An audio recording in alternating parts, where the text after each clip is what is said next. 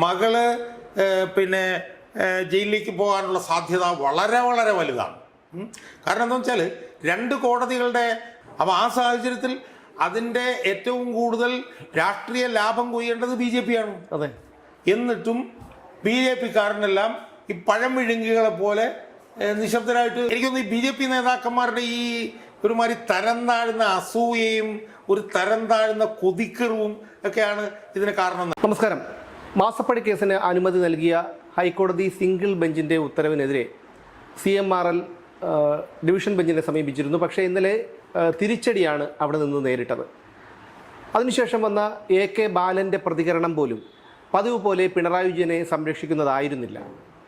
ഇനിയിപ്പോൾ CPM-നെ ആശയക്കുഴപ്പത്തിലാക്കുന്നത് വീണ അറസ്റ്റിലേക്ക് പോകുമെന്നുള്ള കാര്യം ഏകദേശം ഉറപ്പായ സ്ഥിതിക്ക് ഏത് തരത്തിൽ ഇതിനെ പ്രതിരോധിക്കും അഥവാ പ്രതിരോധിക്കാൻ തയ്യാറാകുമോ എന്നുള്ള ചില സംശയങ്ങളൊക്കെയാണ് ഉയരുന്നത്. ഇതിൽ നമ്മൾ ചർച്ച ചെയ്യേണ്ടത് ഒന്ന് വീണയ്ക്കെതിരെയുള്ള അടുത്ത നടപടി എന്തായിരിക്കും, രണ്ടാമത് എങ്ങനെ CPM ഇതിനെ പ്രതിരോധിക്കും. മാസപ്പടി കേസിലെ അന്വേഷണം സർവതന്ത്ര സ്വതന്ത്രമായി മുന്നോട്ട് കൊണ്ടുപോകാനുള്ള ഒരു ക്ലീൻ ചിറ്റാണ് എൻഫോഴ്സ്മെൻറ്റ് ഡയറക്ടറേറ്റിന് ഡിവിഷൻ ബെഞ്ചിൽ നിന്ന് കഴിഞ്ഞ ദിവസം ലഭിച്ചത്. യഥാർത്ഥത്തിൽ ഈ അന്വേഷണം എൻഫോഴ്സ്മെൻറ്റ് ഡയറക്ടറേറ്റിൻ്റെ വിശ്വാസ്യത വളരെയധികം വർദ്ധിപ്പിച്ചു എന്ന് നമ്മൾ അംഗീകരിക്കേണ്ടി വരും.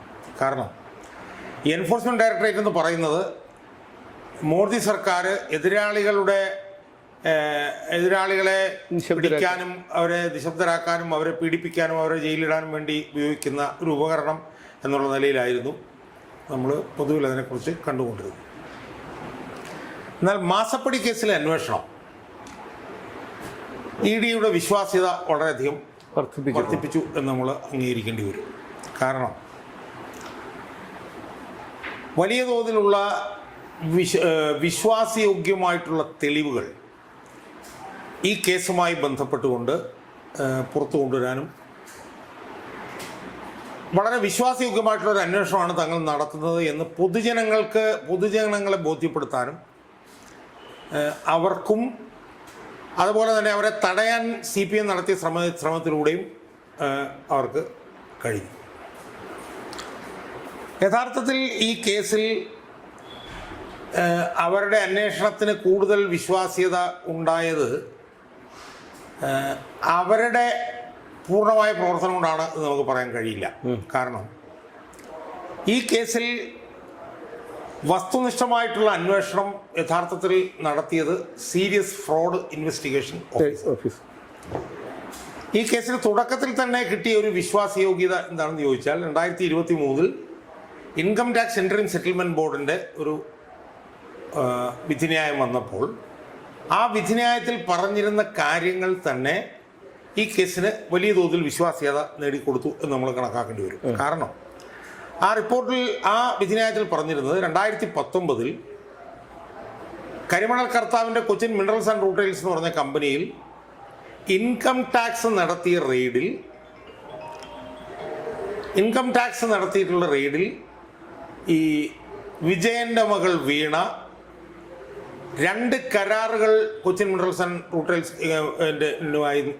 ഏർപ്പാടാക്കിയെന്നും ആ 2 കരാറുകളുടെ ഭാഗമായി ഒരു സേവനവും നൽകാതെ അവർക്ക് 2016 മുതൽ 2019 വരെ, അതായത് വിജയൻ മുഖ്യമന്ത്രി ആയിരിക്കുന്ന സമയത്ത് അവർക്ക് 1,72,00,000 രൂപ കൊടുത്തു എന്നുമുള്ള വിവരം ഒരു അർത്ഥ ജുഡീഷ്യൽ ബോഡിയായിട്ടുള്ള ഇൻകം ടാക്സ് ഇൻട്രം സെറ്റിൽമെൻറ്റ് ബോർഡിൻ്റെ ഒരു ഓർഡറിൽ നിന്ന് തന്നെയാണ് വന്നത്. യഥാർത്ഥത്തിൽ ആ വിവരം തന്നെ ഈ കേസിന് വളരെയധികം വിശ്വാസയോഗ്യത നൽകുന്നതിനുള്ള കാരണമായി.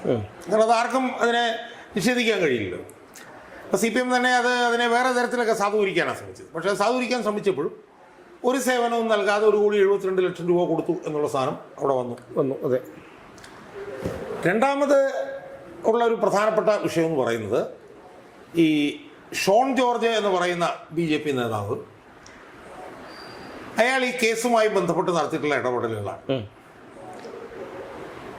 യഥാർത്ഥത്തിൽ അയാളുടെ ഇടപെടലാണ് ഈ കേസിനെ ഇവിടം വരെ കൊണ്ടുവന്ന് ചെന്ന് എത്തിച്ചത്.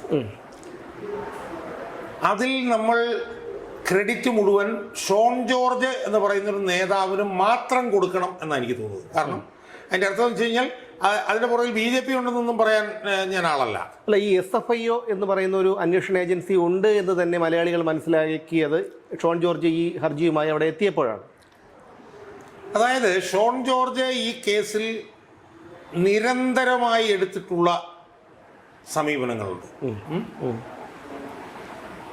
ആ സമീപനത്തോട് യഥാർത്ഥത്തിൽ BJPയുടെ മറ്റ് നേതാക്കന്മാരെല്ലാം ഒരു അനങ്ങാമ്പറ സമീപനമാണ് അവർ സ്വീകരിച്ചിട്ടുള്ളത്. അതെ, ഇപ്പോൾ പോലും നമ്മളൊന്ന് നോക്കൂ, ഇപ്പോൾ പോലും ഈ കേസുമായി ബന്ധപ്പെട്ടുകൊണ്ട് ഒരു നിലപാടെടുത്ത് മുന്നോട്ട് കൊണ്ടുപോകുന്നത് ഷോൺ ജോർജ് മാത്രമാണ്. അതെ അതെ, BJPയിലെ ഒരു നേതാക്കളും ഇതേക്കുറിച്ച് മിണ്ടുന്നില്ല. BJPയുടെ സംസ്ഥാന പ്രസിഡന്റോ BJPയുടെ മുതിർന്ന നേതാക്കന്മാരോ അവര് ഒരു പ്രതികരണം, അതായത് കോൺഗ്രസ്സുകാർ നടത്തിയ അത്രയും പ്രതികരണങ്ങൾ പോലും BJP നടത്തിയിട്ടില്ല. ഈ കേസിൽ ഇത്രയും തുടർ നടപടികൾ ഉണ്ടായിട്ടും ആ കേസിൽ ആക്രമണത്തെയൊക്കെ അപലപിച്ചു എന്ന് ചോദിച്ചാൽ BJPയുടെ സംസ്ഥാന പ്രസിഡന്റ് രാജീവ് ചന്ദ്രശേഖർ പോലും അനുകൂലമായ ഒരു സമീപനം എടുത്തിട്ടില്ല എന്നുള്ളത് BJP എന്ന് പറയുന്ന പാർട്ടിയിലെ ഏറ്റവും തരം താഴ്ന്ന, ഏറ്റവും പരിതാപകരമായിട്ടുള്ള അവസ്ഥയല്ലേ അതിനകത്ത് കാണിക്കുന്നത്. കാരണം നമ്മൾ കാണേണ്ടത് എന്താ, ഈ വിഷയം യഥാർത്ഥത്തിൽ CPM-നെ പരമ ദുർബലമാക്കിയിരിക്കുകയല്ലേ. അപ്പോൾ ആ സാഹചര്യത്തിൽ അതിൻ്റെ ഏറ്റവും കൂടുതൽ രാഷ്ട്രീയ ലാഭം കൊയ്യേണ്ടത് BJP-ആണ്. അതെ, എന്നിട്ടും BJP-കാരനെല്ലാം ഈ പഴം വിഴുങ്ങികളെ പോലെ നിശബ്ദരായിട്ട്. ഇല്ല, അത് മാത്രമല്ല, BJPക്ക് പറയാൻ ഒരു ന്യായം കൂടിയുണ്ട്. അതായത് പിണറായി വിജയൻ മുഖ്യമന്ത്രി ആയിരുന്നപ്പോഴാണല്ലോ ഈ കേസ് ഉണ്ടാകുന്നത്. ഈ കേസ് ഉണ്ടായപ്പോൾ തന്നെ BJP-ആണ് പിണറായി വിജയനെയും മകളെയും സംരക്ഷിക്കുന്നത് എന്നുള്ളൊരു ആരോപണം പൊതുസമൂഹത്തിലുണ്ടായിരുന്നു. ഇപ്പോൾ ആ ആരോപണത്തിൻ്റെ മുനെ ഒടിഞ്ഞിരിക്കുകയാണ്.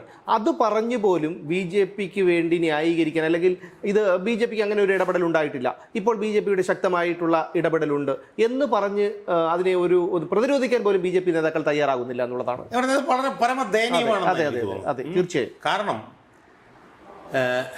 നമ്മളിതിനെ രണ്ടായിട്ട് കാണണമെന്നായിരിക്കും. ഈ അന്വേഷണവുമായി ബന്ധപ്പെട്ടുകൊണ്ടുള്ള BJPയുടെ സമീപനത്തെ നമുക്ക് കൃത്യമായി രണ്ടായിട്ട് കാണാൻ പറ്റും. അതായത് ഈ കേസ് ഉത്ഭവിച്ചത് 2023-ലാണ്. അതിനുശേഷം ഷോൺ ജോർജ് പോയി, അന്വേഷണം വന്നു, SFIOയുടെ അന്വേഷണം നടന്നു. SFIOയുടെ അന്വേഷണ റിപ്പോർട്ട് 24/11/2024 മിനിസ്ട്രി ഓഫ് കോർപ്പറേറ്റ് അഫയേഴ്സിന് സമർപ്പിച്ചതാണ്. 2025 6-ാം മാസം 4-ാം തീയതിയാണ് ഇത് സംബന്ധിച്ചുള്ള കുറ്റപത്രം സമർപ്പിക്കുന്നത്. ആ സമയത്തൊന്നും തന്നെ BJPയോ അല്ലെ BJPയുടെ ഗവൺമെൻറ്റോ ഈ കേസ് മുന്നോട്ട് കൊണ്ടുപോകാൻ വേണ്ടിയിട്ട് ഒരു സമീപനം പോലും എടുത്തില്ല. പരിപൂർണമായും വിജയനെ അടിമുടി ലോക്ക് സ്റ്റോക്ക് ആൻഡ് ബാരൽ സംരക്ഷിക്കുന്ന സമീപനമാണ് BJP 2023 മുതൽ 2026 വരെ എടുത്തത്. ഇപ്പോൾ അതിശക്തമായിട്ടുള്ള അന്വേഷണ നടപടികളുമായി BJP മുന്നോട്ട് പോകുന്നു. CPM അടിമുടി ആടി ഉലയുകയാണ് ഈ വിഷയത്തിൽ. CPM ഒന്നും പറയാൻ പറ്റാത്ത ഒരു നിലയിൽ അവർ ഉലഞ്ഞുകൊണ്ടിരിക്കുകയാണ്. ആ ഉലഞ്ഞുകൊണ്ടിരിക്കുമ്പോഴും CPM-ന്റെ മസ്തകത്തിനൊരു അടി കൊടുത്തു എന്ന് പറഞ്ഞുകൊണ്ട് ആഘോഷിക്കാൻ പറ്റിയ സാഹചര്യമായിട്ടും പോലും BJPയുടെ ഒരൊറ്റ നേതാവ് പോലും, ഞാൻ പറഞ്ഞത് രാജീവ് ചന്ദ്രശേഖറുണ്ട്, V മുരളീധരനുണ്ട്, K സുരേന്ദ്രനുണ്ട്. ഈ CPM-ന് ഇത്രയും അടി കിട്ടുന്ന ഒരു സംഭവം ഉണ്ടായിട്ട് പോലും, ഈ വിഷയത്തിൽ അടിമുടി തെളിവുകൾ ഉണ്ടായിട്ട് പോലും ഒരു BJP നേതാവ് പോലും, എന്തൊരു പാർട്ടിയാണ് ഈ പാർട്ടി എനിക്ക് മനസ്സിലാവും. രാഷ്ട്രീയ ശത്രുവിനെ അടിച്ച് നിലത്തിട്ടിരിക്കുകയാണ്. ഒരാൾ പോലും ആ പാവപ്പെട്ട ഷോൺ ജോർജിന് പിന്തുണയായിട്ട് വന്നിട്ടില്ല. പക്ഷെ അത് വന്നിട്ടില്ല എന്ന് പറയുമ്പോഴും എനിക്കൊന്ന് ഈ BJP നേതാക്കന്മാരുടെ ഈ ഒരുമാതിരി തരം താഴ്ന്ന അസൂയയും ഒരു തരം താഴ്ന്ന കൊതിക്കറും ഒക്കെയാണ് ഇതിന് കാരണം. അല്ല, അതില്ല എന്ന് നമുക്ക് പറയാൻ കഴിയില്ല. നേരത്തെ പറഞ്ഞില്ല, ഇപ്പൊ ശോഭാ സുരേന്ദ്രന്റെ കാര്യം തന്നെ എടുത്താൽ അവരെ ഇടിച്ച് താഴ്ത്താനായി, അവര് ഈ പറയുന്ന പോലെ ഒരു തീപ്പൊരു നേതാവാണ്, എന്തോ ആയിക്കോട്ടെ, പക്ഷേ അവരെ ഇടിച്ചു താഴ്ത്താനായി പോലും ഇവർ ഈ പറയുന്ന അസൂയ, അത് വളരെ ആരും പറയാൻ മടിക്കുന്ന വാക്കാണ് താങ്കൾ ഇപ്പോൾ പറഞ്ഞത്. ഞാൻ പറയുന്നത് എന്താ വെച്ചാൽ, ഞാൻ ഇതിനെ കൂടെ വ്യത്യാസപ്പെടുത്തി കാണുന്നതാണെന്ന് ചോദിച്ചാൽ അത് അവരുടെ ഒരു ആഭ്യന്തര പ്രശ്നം. ഒരു ആഭ്യന്തര പ്രശ്നം ആയിക്കോട്ടെ, ഞാൻ പറയട്ടെ. അത് അവർ തമ്മിൽ അങ്ങോട്ടും ഇങ്ങോട്ടുമുള്ള ഈ ഞണ്ടിൻ്റെ സമീപനം, അതിപ്പം ശോഭാ സുരേന്ദ്രൻ്റെ അടുത്ത് മാത്രമല്ല, അത് അവരെല്ലാവരും അങ്ങോട്ടും ഇങ്ങോട്ടും അങ്ങനെയാണ്. ശോഭാ സുരേന്ദ്രൻ്റെ അടുത്ത് കുറച്ച് കൂടുതലാണെന്നേ ഉള്ളൂ. അതിപ്പം V മുരളീധരൻ രാജീവ് ചന്ദ്രശേഖരനെതിരെ, K സുരേന്ദ്രനെതിരെ വെച്ചാൽ അതിനകത്ത് ഞണ്ടിൻ്റെ പാർട്ടി എന്നുള്ള നിലയിൽ നമുക്കതിനെ കണക്കാക്കാം. പക്ഷേ CPM-നെ അടിക്കാൻ ഇത്രയും വലിയൊരു വടി കിട്ടിയിട്ടും, CPM ദുർബലപ്പെടുമ്പോഴാണ് തങ്ങൾ വളരുന്നത് എന്ന് ബോധ്യമായിട്ടും CPM-ന്റെ വോട്ട് മേടിച്ച് 3 മണ്ഡലങ്ങളിൽ വിജയിക്കാൻ കഴിഞ്ഞിട്ടും CPM-നെ അടിക്കാൻ കഴിഞ്ഞ ഇത്രയും വലിയൊരു വടി കൊണ്ടുവന്നിട്ട് തരം താഴ്ന്ന അസൂയയും വൃത്തികെട്ട സമീപനമല്ലേ ഈ BJP നേതാക്കന്മാർ കാണിച്ചു. പക്ഷെ ഒരു കാര്യം ഞാൻ പറയാം, ഷോൺ ജോർജിന് ഈ കേസുമായി ബന്ധപ്പെട്ടുകൊണ്ട് വലിയ വിശ്വാസ്യത പൊതുമണ്ഡലത്തിൽ കിട്ടിയിരിക്കുന്നു എന്നുള്ള വാർത്ത ഇപ്പൊ ഇന്നലെ തന്നെ ഞാനൊരു ചർച്ചയിൽ പങ്കെടുത്തിരുന്നു. ഇന്നലെ രാവിലെ മുതൽ അയാളെ ചെറുപ്പക്കാരൻ വൈകിട്ട് വരെ ചാനലുകളിലാണ്. പിന്നെ എനിക്ക് ചെറുപ്പക്കാരനോട് എനിക്ക് വിശ്വാസം തോന്നിയെന്ന് വെച്ചാൽ ചെറുപ്പക്കാരൻ അബദ്ധങ്ങൾ ചിലതൊക്കെ വിളിച്ചു പറയുന്നുണ്ട്, ഇല്ലെന്ന് ഞാൻ പറയുന്നില്ല. ഉദാഹരണത്തിന് ഇന്നലെ ജനചാനൽ വന്നിരുന്നപ്പോഴാണ് പറഞ്ഞത്, എൻ്റെ അച്ഛനെ അറസ്റ്റ് ചെയ്ത സമയം മുതലാണ് ഞാനിത് പഠിക്കാൻ തുടങ്ങിയത്. അങ്ങനെയൊന്നും കയറി പറയുന്നത് അതായിരിക്കാം സ്വാഭാവികമായിട്ടും അത് അങ്ങനെ പറയുന്നതിൽ ഒരു തെറ്റ് ഞാൻ കാണുന്നത്. അത് തെറ്റാണെന്നാണ് ഞാൻ പറയുന്നത്. കാരണം അങ്ങനെ പറയുമ്പോൾ, അങ്ങനെ പറഞ്ഞപ്പോൾ തന്നെ CPM-ന്റെ പ്രതി പറഞ്ഞു, കണ്ടോ അച്ഛനെ ജയിലിലാക്കിയപ്പോഴത്തേക്കാണ് ഇതിനെതിരെ നീങ്ങാൻ തുടങ്ങി. അങ്ങനെ ആയിക്കോട്ടെ. ഇപ്പൊ ഷോൺ ജോർജ് അങ്ങനെ പോയിട്ടുണ്ടെങ്കിൽ തന്നെ, ഷോൺ ജോർജ് ഇങ്ങനെ ഒരു പരാതി കൊടുത്തിട്ടുണ്ടെങ്കിൽ തന്നെ അതിന് തെളിവുണ്ടെങ്കിൽ മാത്രമല്ല പറഞ്ഞത്. ആ തെളിവുകളും കാര്യങ്ങളും എല്ലാം ഉണ്ടെന്ന് പറയുമ്പോഴും അത് പറഞ്ഞൊരു വടി കൊടുത്ത് അടിമടിക്കേണ്ട കാര്യം ആ ചെറുപ്പക്കാരനില്ല. കാരണം ഇതിനകത്ത് ആദ്യ അവസാനം തെളിവുകൾ മാത്രമേ ഉള്ളൂ. മനസ്സിലായോ? ആ ചെറുപ്പക്കാരൻ ഇന്നലെ പറഞ്ഞു ഫലിപ്പിച്ചൊരു സുപ്രധാന കാര്യമുണ്ട്. എന്താണെന്നറിയോ? അയാൾ പറഞ്ഞു, നിങ്ങൾ ഈ വീണ എന്ന് പറഞ്ഞു പോകരുത്, അവരൊരു ഇടനിലക്കാരി മാത്രമാണ്. വിജയനാണ് ഇതിൻ്റെ പുറകിലുള്ള പ്രതി, വിജയനാണ് ഇതിനകത്ത് യഥാർത്ഥ പ്രതി, വിജയനാണ് ഇതിനകത്ത് അഴിമതി നടത്തിയിട്ടുള്ളത്. വിജയന് കിട്ടിയ അഴിമതി പണം പാർക്ക് ചെയ്യാനുള്ള ഒരു കമ്പനി ഉണ്ടാക്കി എന്നുള്ളത് മാത്രമാണ് അവർ ചെയ്തിട്ടുള്ളത്. മനസ്സിലായില്ലേ? അവനത് വളരെ വസ്തുനിഷ്ഠമായിട്ട് പറഞ്ഞ് ഫലിപ്പിക്കുകയായിരുന്നു. അവൻ ചോദിച്ച ഏറ്റവും പ്രധാനപ്പെട്ട ചോദ്യമാണ്, ഷോൺ ജോർജ് ചോദിച്ച ചോദ്യം എന്താണ്, എന്തുകൊണ്ടാണ് വീണ വിജയന് ഈ കരാർ കിട്ടിയത്? അത് ഞാൻ ഇന്നലെ ജനചാനലിൽ ഞാൻ പാണ്ഡ്യലമുക്ക് വിജയന്റെ മകളായതുകൊണ്ട് തന്നെയാണ് ഞാൻ പറഞ്ഞു എൻ്റെ മകളോ അല്ലെ നിങ്ങളുടെ മകളോ ആയിരുന്നെങ്കിൽ അവർക്ക് ഇത് കിട്ടുമോ? അവർക്ക് കിട്ടൂല്ലോ. അപ്പോൾ അതുകൊണ്ട് തന്നെ വിജയനാണ് ഇതിനകത്ത് പ്രതി എന്നുള്ളത് അയാൾ വസ്തുനിഷ്ഠമായിട്ട് ആ ചർച്ചയിൽ ഇന്നലെ അയാൾ പറഞ്ഞു ഫലിപ്പിച്ചു. മനസ്സിലായോ? അപ്പോൾ അതുകൊണ്ട് ഈ BJP-ക്കാരൻ്റെ ഈ തരം താഴ്ന്ന ഈ അസൂയയും ഈ കുതിക്കറിവും അസഹനീയമാണ് എന്നാണ് ഞാൻ പറഞ്ഞത്. രാഷ്ട്രീയ എതിരാളിക്ക് ഏറ്റവും കൂടുതൽ അടി കിട്ടിയിട്ടും ഷോൺ ജോർജ് ഇതിനകത്ത് പോകുന്ന കാര്യങ്ങൾ ചെയ്യുന്നത് ഇവർക്ക് ഇഷ്ടപ്പെടാൻ കഴിയുന്നില്ല. സത്യത്തിൽ ഷോൺ ജോർജും BJP-യുടെ സംസ്ഥാന പ്രസിഡന്റും കൂടി ഇന്നല്ലേ പത്രസമ്മേളനം നടത്തേണ്ടത്?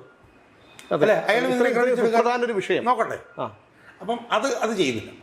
ഇനി നമ്മൾ പ്രധാനപ്പെട്ട മെയിൻ വിഷയത്തിലേക്ക് വന്നു കഴിഞ്ഞാൽ, ഈ കേസിൽ ED യഥാർത്ഥത്തിൽ ഇന്നലെ ഹൈക്കോടതിയിൽ നിന്ന് അവർക്ക് അനുകൂലമായിട്ടുള്ള വിധി കിട്ടാനുള്ള പ്രധാനപ്പെട്ട കാരണങ്ങളിലൊന്ന് SFIO അന്വേഷണത്തിൽ കണ്ടുപിടിച്ചിട്ടുള്ള അർത്ഥശങ്കയ്ക്കിടയില്ലാത്ത വിധത്തിലുള്ള തെളിവുകളാണ്.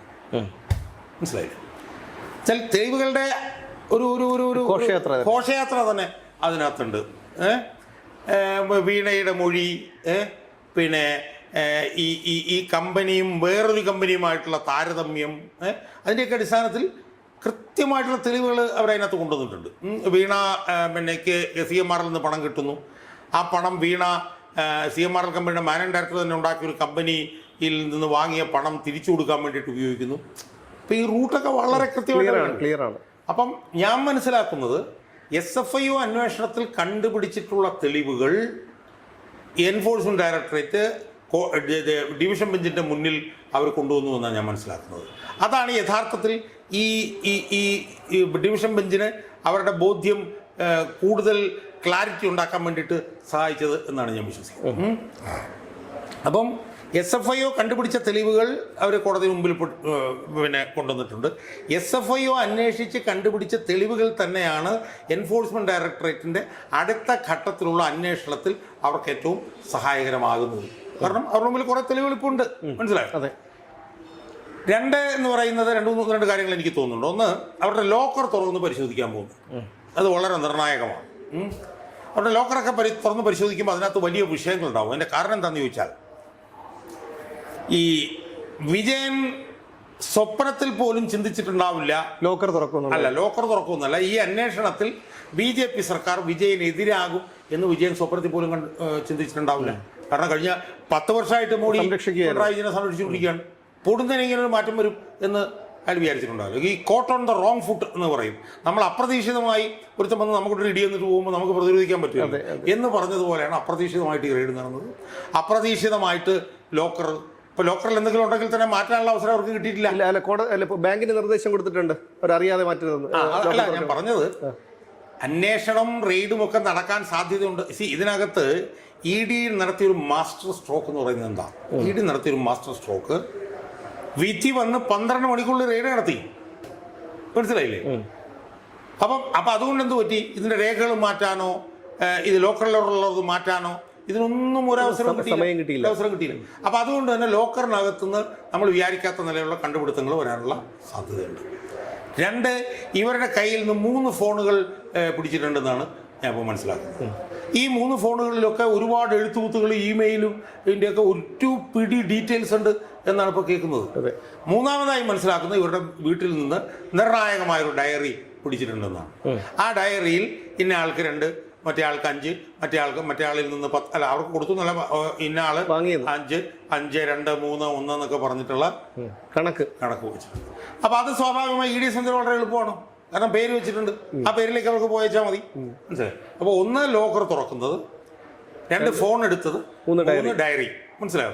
ഇത് ശരിക്കും ഇ ഡിക്ക് വലിയ, അതും അതോടൊപ്പം തന്നെ SFIO കണ്ടുപിടിച്ചിട്ടുള്ള തെളിവുകളും. അതെ, മനസ്സിലായി? അപ്പൊ ഇതെല്ലാം തന്നെ ഇ ഡിക്ക് കൃത്യമായി മുന്നോട്ട് കൊണ്ടുപോകാനുള്ള ദിശകളാണ്. ഈ ദിശകൾ ഉപയോഗിച്ചുകൊണ്ട് ഞാൻ വിശ്വസിക്കുന്നത് ഇ ഡി ഉടനടി തന്നെ ഇവരെ വിളിച്ച് ചോദ്യം ചെയ്യും. ആ ചോദ്യം ചെയ്യലിൻ്റെ അവസാനം അത് അറസ്റ്റിലേക്ക് പോകാനുള്ള സാധ്യതയുണ്ട്. ഇപ്പോൾ ഈ കേസ് ഇനി ഈ അന്വേഷണം മുന്നോട്ട് പോകുമ്പോൾ ചിത്രത്തിലേക്ക് കൂടുതൽ വിജയനും വരും. അല്ല, സ്വാഭാവികമായിട്ടും ഈ SFI ഒരു ഇ ഡി ഉദ്യോഗസ്ഥർ ചോദ്യം ചോദിക്കുമല്ലോ. എന്തുകൊണ്ടാണ്, എന്തിനാണ്, എന്ത് അടിസ്ഥാനത്തിലാണ്, എന്ത് മേൽവിലാസത്തിലാണ് നിങ്ങൾക്ക് ഇത്രയധികം പണം ഈ CMRL തന്നത് എന്നൊരു ചോദ്യം ഉന്നയിക്കുമ്പോൾ ഞാൻ എക്സാലോജിക്ക് ഒരു കമ്പനിയുടെ ഉടമസ്ഥയാണ്, അതുകൊണ്ടാണെന്ന് അവർക്ക് പറഞ്ഞൊഴിയാൻ കഴിയില്ല. അപ്പോൾ തുടർ ചോദ്യങ്ങൾ ഉണ്ടാകുമ്പോൾ എൻ്റെ അച്ഛൻ്റെ മേൽവിലാസത്തിലാണ് തന്നത് എന്ന് അവർക്ക് പറയേണ്ടി വരില്ലേ? അല്ല, ഞാൻ പറഞ്ഞത് അതൊരു സ്വാഭാവികമായിട്ടുള്ളൊരു കാര്യം. പക്ഷേ SFIO കണ്ടുപിടിച്ചിട്ടുള്ള തെളിവുകൾ, അവരുടെ ഫോണിനകത്തുനിന്നുള്ള വിശദാംശങ്ങൾ, ഫോൺ സംഭാഷണങ്ങൾ, ഡയറി, ഇതിലൊക്കെ തന്നെ അച്ഛനുമായി ബന്ധപ്പെട്ടുള്ള കൂടുതൽ കാര്യങ്ങൾ കാണുന്നുള്ളത് വ്യക്തമല്ലേ? ഇപ്പോൾ ഉദാഹരണത്തിന് ഇവർക്ക് ഒരാൾ 10 കോടി രൂപ കൊടുക്കുന്നു. സ്വാഭാവികമായി ആ 10 കോടി രൂപ കൊടുക്കുമ്പോൾ അച്ഛൻ 100 കോടി രൂപയ്ക്ക് എന്തെങ്കിലും ഉപകാരം ചെയ്തിട്ടുണ്ടാവും. അത് അതിനകത്ത് പുറത്തു വരും. അല്ല, മുമ്പ് കോവളം കൊട്ടാരമൊക്കെ രവി പിള്ളയുടെ കയ്യിൽ എത്തിയതാണെന്ന് എങ്ങനെയാണെന്നുള്ള കാര്യമൊക്കെ നമുക്കറിയില്ല. അതിനുശേഷം വീണയ്ക്ക് അവിടെ ജോലി കിട്ടിയതും. അപ്പം പിന്നെ ആൾക്ക് ഇന്ന ആളിൽ നിന്ന് 10 കോടി, സ്വാഭാവികമായും അയാളിലേക്ക് അന്വേഷിച്ച് ചെല്ലുമ്പോൾ അയാൾക്ക് ഗവൺമെന്റ് എന്തെങ്കിലും ആനുകൂല്യങ്ങൾ കൊടുത്തിട്ടുണ്ടാവും. ആ ആനുകൂല്യങ്ങൾ കൊടുത്തിട്ടുള്ളത് അച്ഛനാണ്. അതെ, മനസ്സിലായി? പിന്നെ ഇവരുടെ ഫോൺ എടുത്തെന്ന് പറഞ്ഞില്ല, ഫോൺ സംഭാഷണങ്ങൾ മുഴുവൻ അവർ പിടിക്കും. ആ ഫോൺ സംഭാഷണത്തിലൊക്കെ അച്ഛനുമായിട്ട് ഒരുപാട് പരാമർശങ്ങൾ അച്ഛനുമായി ബന്ധപ്പെട്ടിട്ടുണ്ടാവും.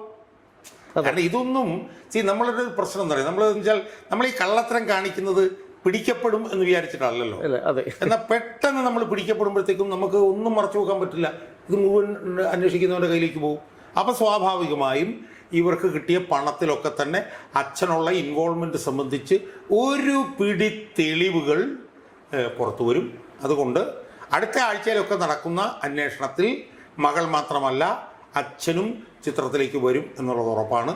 മകള് ജയിലിലേക്ക് പോകാനുള്ള സാധ്യത വളരെ വലുതാണ്. കാരണം എന്താണെന്ന് വെച്ചാൽ 2 കോടതികളുടെ ഇതാണ് ഇപ്പോൾ കിട്ടിയിരിക്കുന്നത്, അംഗീകാരമാണ് ഇപ്പോൾ കിട്ടിയിരിക്കുന്നത്. മനസ്സിലായി?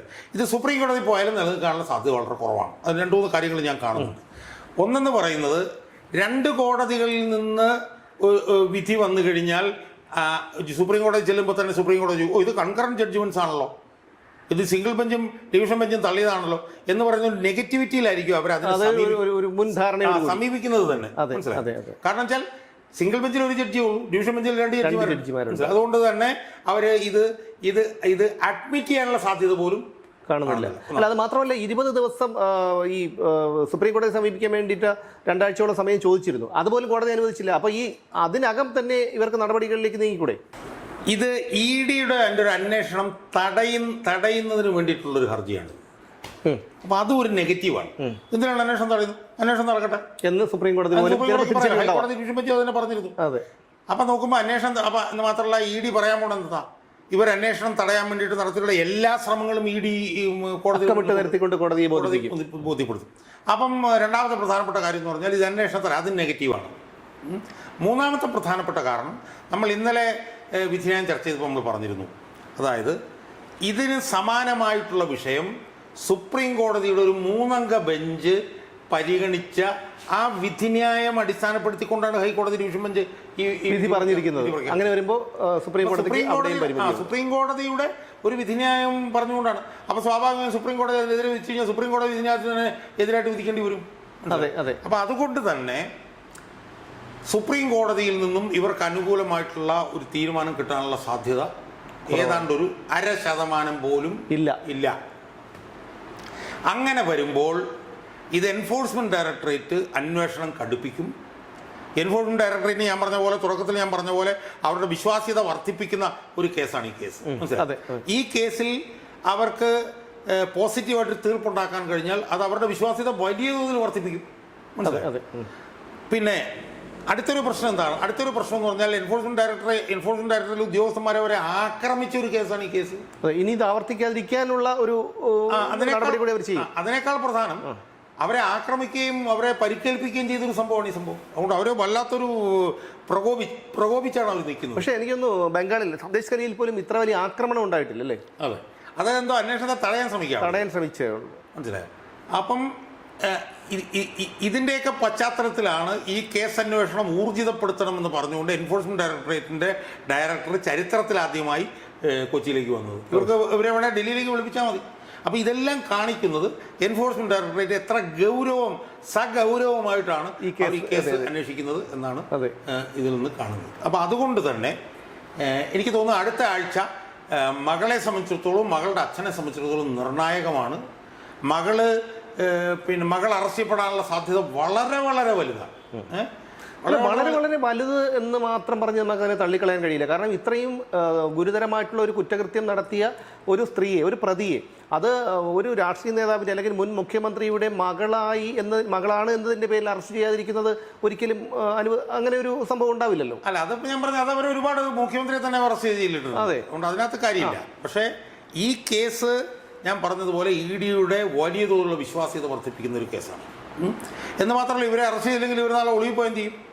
അല്ല, അവർ ഈ അമേരിക്കയിലൊക്കെ അവർ പല രാജ്യങ്ങളിലും അവർക്ക് നിക്ഷേപമുള്ളതായി ആരോപണങ്ങളുണ്ട്. അല്ല, ഞാൻ പറഞ്ഞപ്പോൾ അമേരിക്ക തന്നെ പോകണമെന്നില്ല, അവർ മാർക്സിസ്റ്റ് പാർട്ടിയുടെ വലിയൊരു നേതാവിൻ്റെ മകളല്ലേ. അപ്പോൾ അതുകൊണ്ട് തന്നെ അടുത്ത ആഴ്ച ഇവരുടെ അറസ്റ്റ് ഉണ്ടാവാനുള്ള സാധ്യത വളരെ വലുതാണ്. അതോടൊപ്പം തന്നെ അടുത്ത ആഴ്ച വിജയനെ ഏറ്റവും ചുരുങ്ങിയത് അവർ സമൻസ് കൊടുത്ത് വിളിച്ച് ചോദ്യം ചെയ്യിക്കാനുള്ള സാധ്യതയും വളരെ. അപ്പോൾ അടുത്ത ആഴ്ച 2 സംഭവങ്ങളാണ് ഉണ്ടാവാൻ സാധ്യത. ഒന്ന്, മകളെ ചോദ്യം ചെയ്യുകയും അറസ്റ്റ് ചെയ്യാനുള്ള സാധ്യത, അച്ഛനെ ചോദ്യം ചെയ്യാനുള്ള സാധ്യത. അച്ഛനെ ജയിലിലേക്ക് കൊണ്ടുപോകാനുള്ള സാധ്യത സംബന്ധിച്ച് ഇപ്പോൾ നമുക്ക് പറയാൻ കഴിയില്ല. പക്ഷേ അടുത്ത ആഴ്ച ഒരു സംശയവും വേണ്ട, അടുത്ത ആഴ്ച വിജയനും ചോദ്യം ചെയ്യപ്പെടും എന്നുള്ള കാര്യത്തിൽ യാതൊരു തരത്തിലുള്ള സംശയവും ഇല്ല.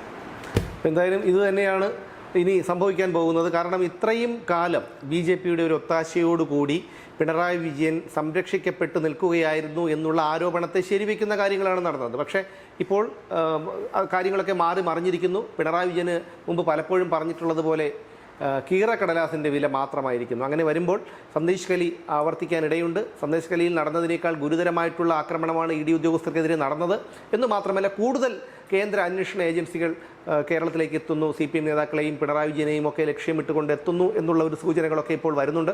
അതുകൊണ്ട് തന്നെ അടുത്ത ആഴ്ച നിർണായകമായിരിക്കും വിജയനും വീണയ്ക്കും. അറസ്റ്റ് ചെയ്യപ്പെടാനുള്ള സാധ്യത പോലും തള്ളിക്കളയാൻ കഴിയില്ല. സുപ്രീം കോടതിയിൽ നിന്നും തീർത്തും തിരിച്ചടി തന്നെയാവും ഉണ്ടാകുന്നത്. എന്തായാലും അടുത്ത് വരുന്ന ആഴ്ച ഒരു സംഭവ ബഹുലമായിരിക്കും കേരളത്തെ സംബന്ധിച്ചിടത്തോളം എന്ന് പറഞ്ഞുകൊണ്ട് നിർത്തുന്നു. വീണ്ടും കാണാം.